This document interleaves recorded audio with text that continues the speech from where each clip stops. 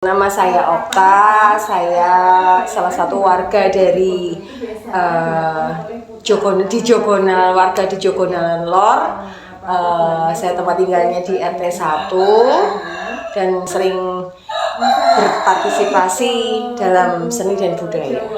Gimana sih Mbak masa kecilnya jenengan melihat Bergodo Putri Jogonalan Lor itu? Nah, awalnya Bergodo dalam pandangan saya, Bergodo di sini adalah seorang prajurit putri yang dulu namanya prajurit Nyi Jogonolo. Itu awalnya dulu itu. Lalu bergantinya waktu, lama-lama akhirnya dinamakan yang terakhir pentas itu tahun 2019 sebelum pandemi, itu namanya Sri Kandi Jogonolo.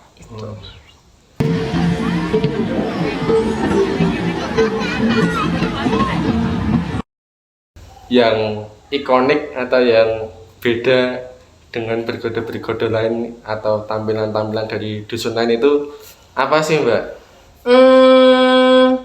Pertama, karena Bergodo di sini putri, yang rata-rata kebanyakan dimanapun itu Bergodo itu biasanya dilakukan oleh putra, karena prajurit yang tujuannya memang itu sebagai benteng untuk pertahanan, untuk perang itu biasanya putra. Nah, di sini kami prajuritnya putri semua. Apa yang jenengan maknai gitu mengenai Bergodo Putri Jogonalan Lor ini? Yang saya maknai dari Bergodo Putri Jogonalan itu adalah semangat. Saya melihat kalau dalam proses itu yang ibu-ibu dari tidak pernah saling menyapa, karena di dalam proses latihan tersebut bisa akrab, bisa dekat, bisa nyedulur seperti itu.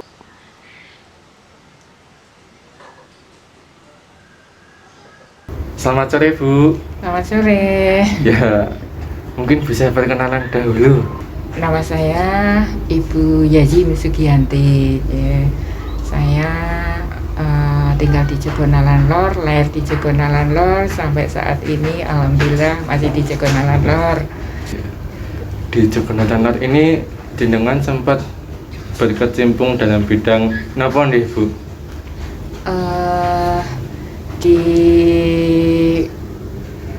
PKK ya, di PKK waktu itu saya jadi ketua PKK itu periode tahun 2007 kalau nggak salah ya, sempat 2 periode itu sampai 2000, terakhir saya 2012 ya. Jadi sebelum 2007 sudah. Apa jenengan itu pertama kali gitu melihat nampak Bergodo wanita prajurit Putri Jogonalan Lor itu sendiri? Waktu itu saya terinspirasi dengan adanya Bergodo Keraton Ngayogyakarta. Waktu kecil saya melihat Bergodo itu dari kedisiplinannya, dari gerakannya bisa serentak, bisa bareng. Nah, suatu ketika waktu saya jadi ketua PKK, kebetulan dari Kelurahan Tirto Nirmala itu setiap tahun mengadakan ulang tahun dan ada festival. Nah, itu ikut ke situ. Awalnya memang sulit untuk mengumpulkan warga, karena saya kan bukan sebagai dukuh, jadi hanya ketua PKK saja. Tapi alhamdulillah waktu itu ternyata warga Jogonalan Lor itu baik, bisa bersatu padu, bisa bersama-sama ikut partisipasi apa yang diadakan dari kelurahan ya, termasuk Bergodo. Nah, di kelurahan itu hanya ada 2 Bergodo putri, satu dari Pelurugan dan satu dari Jogonalan Lor. Nah, itu sangat menarik. event yang pertama keluar dari Bergodo Putri yang terus terang itu bisa seragamnya bagus itu waktu Merti Dusun dan kemarin ulang tahun Tirto Nirmala 2 tahun yang lalu 2014 dan 2019. Oh iya.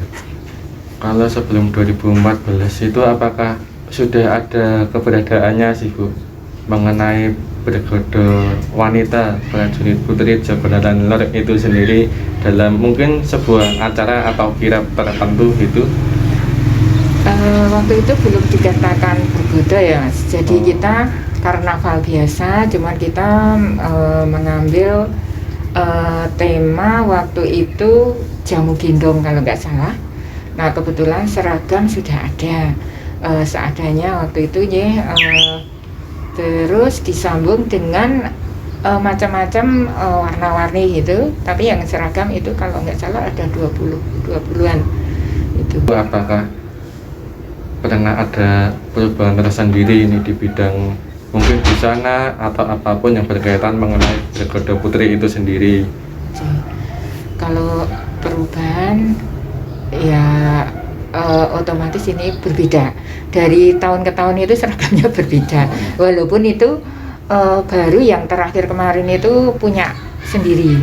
Kalau yang dulu-dulu yang seragam untuk jamu gendong itu ya punya Padukan juga, namun kalau yang seragam bergodonya itu baru di tahun 2019 kemarin.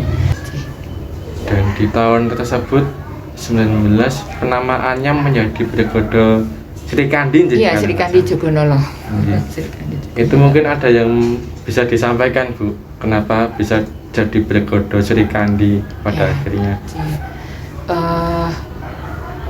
Pertama karena pesertanya atau personelnya itu putri. Yang kedua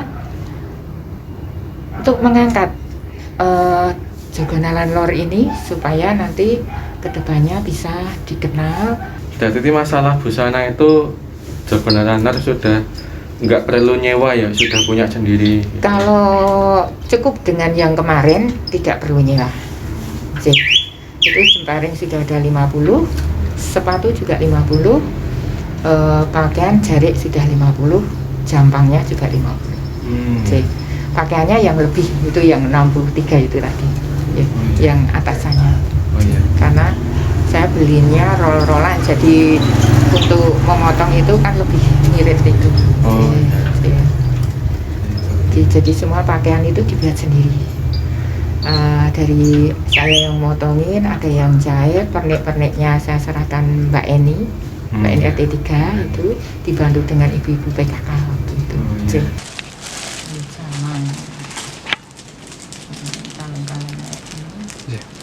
Terawat dan awet. Ya. Itu kan merasa bahwa waktu itu waktunya dadak, uangnya nggak ada, pinjam waktu itu uangnya. Tapi ada, akhirnya bisa terlunasi juga. Di Jogonalan Lor itu sentra industri jamu.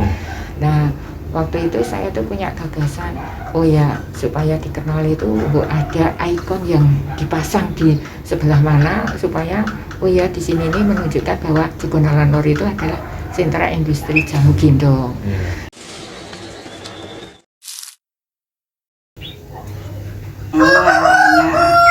Ya saat itu belajar sama Mbak Yu, Mbak Mana pertama. Saya ngangkem sepeda. Jamu yang dijual itu jenis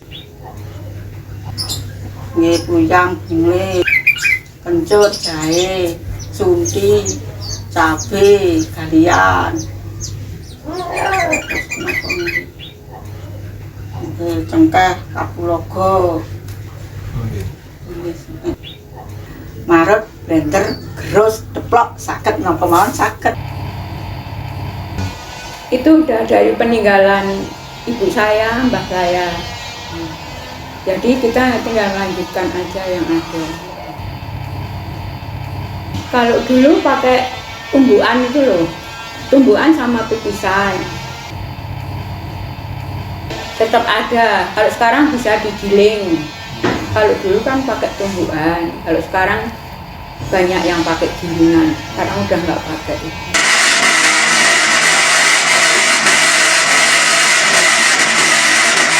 Kalau kasih jamu, misalkan cabai kuyang itu untuk masuk angin, beras kencur untuk batuk, kuyup-kuyup untuk menyusui, kunyit asam untuk ibu-ibu yang lagi haid.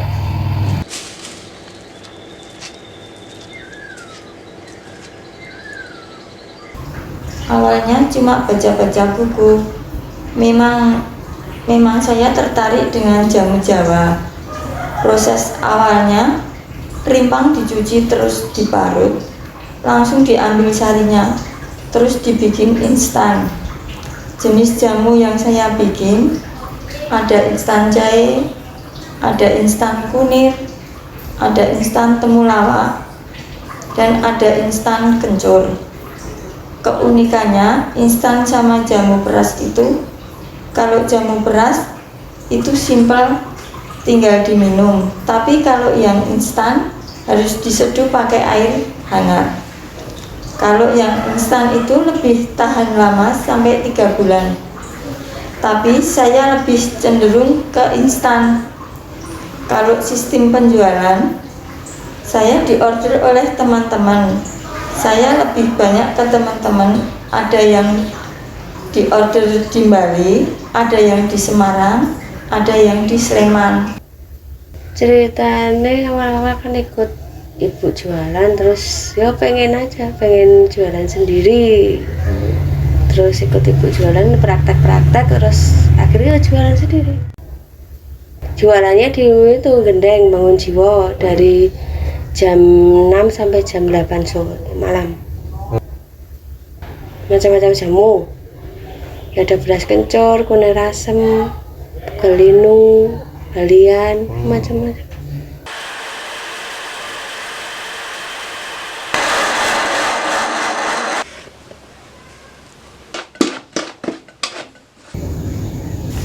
Udah lama Mas, dulu itu ibu saya yang jualan jamu keliling, jamu Jawa tradisional.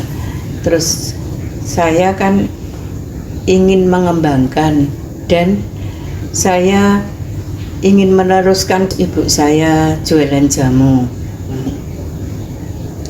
Itu dari hati saya sendiri ingin mengembangkan jamu. Setelah itu saya ingin jamunya jamu Jawa maju. Ya sekarang kemajuannya pakai botol namanya mik jamu. Di Jogonalan dulu cuma ibu saya, terus perkembangannya sekarang banyak yang jualan jamu.